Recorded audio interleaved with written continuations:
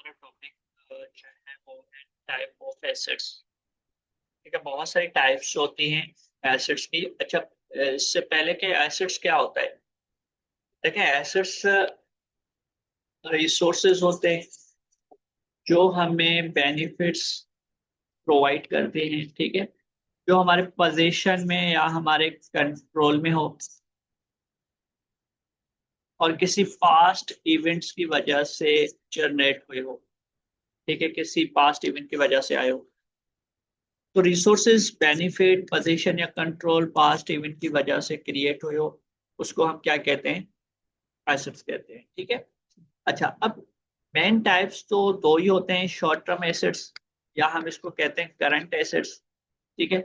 अब ये usage usage की बेसिस पे होता है कि हम किसी भी एसेट्स को जब बिजनेस के अंदर यूज कर रहे हैं, ठीक है, लेस देन 1 ईयर अगर वो यूज हो रहा है तो उसको हम करंट एसेट्स कहते हैं। ठीक है, 1 साल से कम टाइम पीरियड के लिए यूज हो रहा है तो उसको करंट एसेट्स कहेंगे। इसी तरह से फिर इसी का अपोजिट लॉन्ग टर्म एसेट्स, जिसको हम कहते हैं नॉन करंट एसेट्स या हम इसको कहते हैं फिक्स एसेट्स। ऐसे एसेट्स जो मोर देन 1 ईयर यूज हो बिजनेस में, उसको हम कहते हैं लॉन्ग टर्म एसेट्स। बहुत सारी चीजें हैं यहाँ पे, लेस देन 1 ईयर यूज हो सकता है, कैश हो सकता है, ठीक है, अकाउंट रिसीवेबल होता है, यहाँ पे आपका बिल्डिंग हो जाएगा, लॉन्ग टर्म एसेट्स में फर्नीचर हो जाएगा, इक्विपमेंट हो जाएगा। ये सारे जितने भी हैं ये एसेट्स आपके फिक्स एसेट्स। फिर इसके अलावा लिक्विड एसेट्स होते हैं। लिक्विड एसेट्स का मतलब है इजीली कन्वर्टेड इनटू कैश। ठीक है, इजीली कन्वर्टेड इनटू कैश। ऐसे एसेट्स जो इजीली कन्वर्टेड इनटू कैश हो जाए, जैसे कि मार्केटेबल सिक्योरिटीज होती हैं, शेयर्स होते हैं, या हम इसको कहें कि कैश इटसेल्फ जो है वो भी लिक्विड एसेट्स है। ठीक है, तो ये लिक्विड एसेट्स का मतलब ये होता है कि easily converted into cash. Illiquid assets वो होते हैं जो easily converted, easily not converted into cash, जो इजीली कन्वर्टेड इनटू कैश नहीं हो सकते हैं। जैसे कि बिल्डिंग आ गया, ठीक है, अब बिल्डिंग इजीली या जल्दी से क्विकली आप कन्वर्टेड इनटू कैश नहीं होगा, तो इसको हम लिक्विड एसेट्स नहीं कहेंगे, इलिक्विड एसेट्स कहेंगे। इसके बहुत सारे एग्जांपल और भी हो सकते हैं। अब आता है टेंजिबल एसेट्स। टेंजिबल एसेट्स वो होते हैं जो फिजिकली एग्जिस्ट करते हो, फिजिकली हम जिसको टच कर सकें, वो हमारे क्या होता है? टेंजिबल एसेट्स होते हैं। ठीक है, अब टेंजिबल एसेट्स बहुत सारे बिल्डिंग्स वगैरह हो गए, फर्नीचर हो गया, ये टेंजिबल एसेट्स। अच्छा, इंटेंजिबल एसेट्स जिसको फिजिकली एग्जिस्टेंस जिसकी ना हो या फिजिकली हम टच ना कर सके, जैसे कि बिजनेस की वैल्यू, इसको हम कहते हैं गुडविल। ठीक है, गुडविल भी एक एसेट्स है जो कि हमें जो है वो बेनिफिट देता है। तो गुडविल टच नहीं कर सकते, ब्रांड को हम टच नहीं कर सकते हैं, तो इसलिए उसको क्या कहेंगे? Intangible assets. ठीक है, इसी तरह से फिक्टिशियस एसेट्स होते हैं, ये रियल नहीं होते हैं, ये प्रिलिमिनरी एक्सपेंसेस होते हैं। शेयर्स आपने डिस्काउंट पे दे दिए प्रोमोटर्स को, तो इस पे हम डिस्कस कर लेंगे आगे चल के। ठीक है, कॉन्टीजेंट एसेट्स भी होते हैं, कुछ पॉसिबल इवेंट्स के ऊपर डिपेंड करते हैं कि आपका फ्यूचर में इवेंट कोई अगर हो रहा है या नहीं हो रहा है। फॉर एग्जाम्पल, आपने कोर्ट में किसी के ऊपर क्लेम कर दिया, कोर्ट में कोई आपने जो है वो केस डाल दिया, तो उसको अगर आप विन कर रहे हैं, ठीक है, और आपको पैसे मिल रहे हैं, तो वो पैसे या वो विन करना आपके लिए एसेट्स बन जाएंगे, जिसको हम कॉन्टीजेंट एसेट्स कहते हैं। ठीक है, इसी तरह से कॉन्टीजेंट लायबिलिटी भी होती है, वो लायबिलिटी जो पॉसिबल कुछ इवेंट्स के ऊपर डिपेंड करती है। वो इवेंट होगा तो आपकी लायबिलिटी बनेगी, नहीं तो नहीं। अब वारंटी, आपने कोई चीज एक्सचेंज करके देनी है, अगर खराब होगी कोई चीज तो आप उसकी वारंटी ले रहे हैं, दे रहे हैं, और आपको जो है वो पे करना पड़ेगा। आपकी रिस्पॉन्सिबिलिटी, आप अपनी warranty warranty as a liability आप लिख सकते हैं। ठीक है, तो कॉन्टीजेंट लाइबिलिटीज को कहते हैं।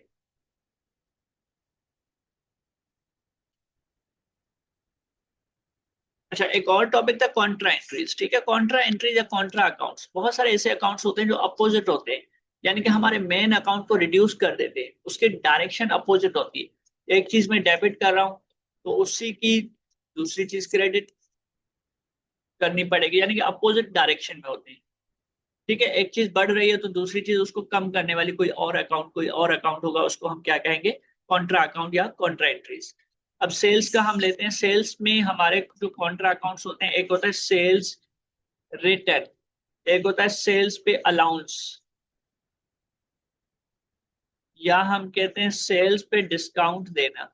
ये तीनों अकाउंट्स अपोजिट है, ठीक है। ये तीनों जब सेल्स हमारी बढ़ती है तो इसको क्रेडिट करते हैं, ये तीनों अकाउंट जब भी बढ़ेंगे तो इनको हम क्या करेंगे, डेबिट साइड पे करेंगे, तो अपोजिट डायरेक्शन में होंगे। अच्छा, अगर मैं सेल्स 1,000 रुपए की कर रहा हूँ और अलाउंस में 200 का दे रहा हूँ, तो मेरे पास 800 रुपये बच जाएगी, सेल्स मेरी 800 हो जाएगी। सेल्स हमारी कम क्यों हो रही है 1,000 से, क्योंकि हमने अलाउंस लगा दी। फिर 200 रुपये हमने डिस्काउंट दे दिया, 600 रुपये हमारी सेल्स हो गई। 200 हमने रिटर्न हमारे पास आ गई, तो 400 रुपये हमारी सेल्स आ गई, ठीक है, ये सेल्स हो गई। अब ये चीजें हमारी 200 से कम क्यों हो रही हैं, क्योंकि अलाउंस कहीं पे दे रहे हैं, कहीं पे डिस्काउंट दे रहे हैं, कहीं पे रिटर्न हमें हो रहा है, ठीक है।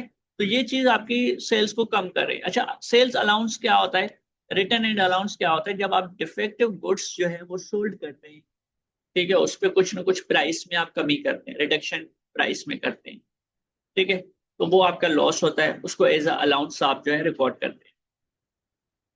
दूसरा अकाउंट है हमारा परचेजेस, सेम चीज है, परचेजेस के लिए परचेजेस डिस्काउंट होगा, परचेजेस रिटर्न एंड अलाउंस आपका जो है वो कॉन्ट्रा अकाउंट होंगे परचेजेस के, ठीक है। सेम सिचुएशन अप्लाई होगी जैसे आपने सेल्स पे कर दी है।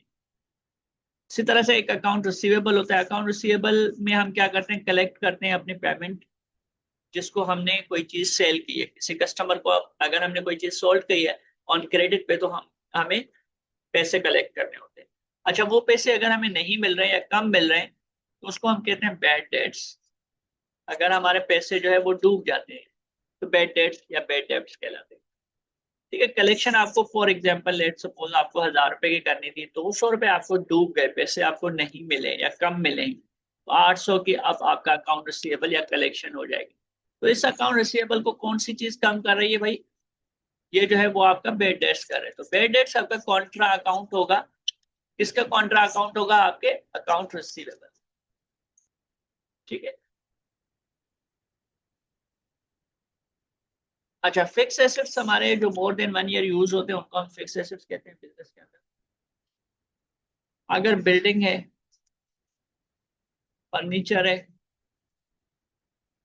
या इक्विपमेंट है, ये सारे आपके सब फिक्स एसेट्स होते हैं। इनकी जो कॉस्ट है या इनकी जो वैल्यू है रिड्यूस किस वजह से होती है, डेप्रिसिएशन की वजह से।